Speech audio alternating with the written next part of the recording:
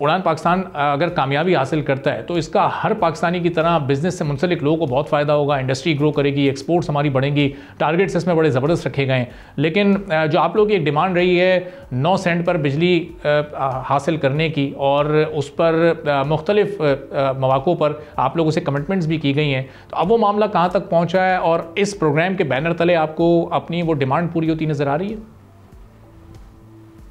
बिस्मिल्लाहिर्रहमानिर्रहीम। देखिए, ये जो उड़ान पाकिस्तान प्रोग्राम है देखने में तो बहुत अच्छा है, और आपने जैसे देखा कि 2023 में जो है बिजली और गैस की कीमतें जो है आसमान से बातें करने लगी थी, और गैस की कीमतों में जो है 200% इजाफा हुआ है, और इसी तरह बिजली की कीमतों में 2023 में 100% इजाफा हुआ था, और वो इजाफा आज भी मौजूद है। और अभी आप ये देखें कि ओगरा ने जो है रिकमेंड किया है कि मजीद गैस में कीमतों में इजाफे का जो है रेकमेंड किया है गवर्नमेंट ऑफ पाकिस्तान को, और ख्याल यही किया जा रहा है कि जनवरी फरवरी में गैस की कीमतों में मजीद इजाफा होगा। अब एक तरफ तो हम बात करते हैं कि हम अपनी एक्सपोर्ट जो है 60 अरब डॉलर तक ले जाएंगे, लेकिन दूसरी तरफ जो है हम बिजली और गैस की कीमतें जो है मुस्तकिल ऊपर लेके जा रहे हैं। अभी आप देखें कि IPP के साथ जो है अखबारी इत्तलात के मुताबिक IPP से माहदे जो उनसे नेगोशिएट होने की बातें हो रही हैं, उनसे बात की जाएगी, लेकिन कोई अमली इकदाम कुछ भी नजर नहीं आ रहा, और बिजली और गैस की कीमतें कहीं से भी कम होती भी नजर नहीं आ रही। हर महीने हर दूसरे महीने अखबार में आ जाता है कि जी ये प्लान बना रहे हैं, ये कह रहे हैं, वो कह रहे हैं, ये कर रहे हैं, लेकिन हो कुछ भी नहीं रहा है, अमली तौर पे कुछ नहीं हो रहा, सिर्फ बातें हो रही हैं।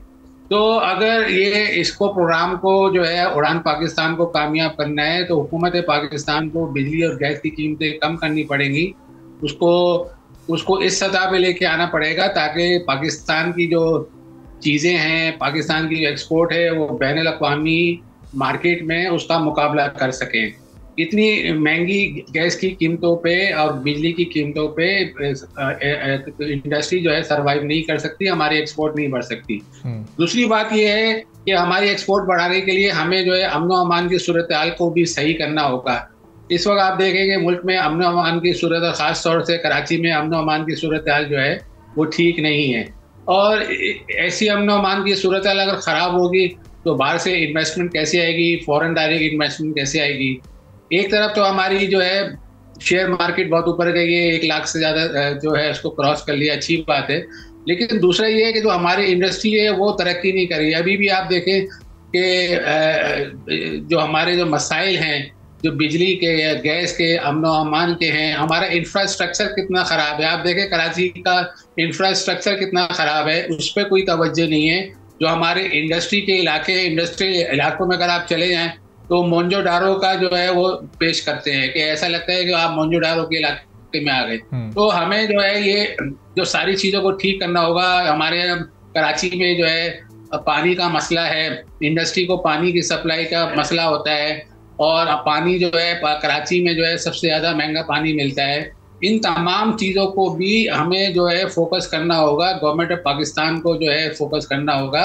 कराची जो है 65% पूरे पाकिस्तान का रेवेन्यू जनरेट करता है, और 95% सूबाई हुकूमत का रेवेन्यू SRB का करता है।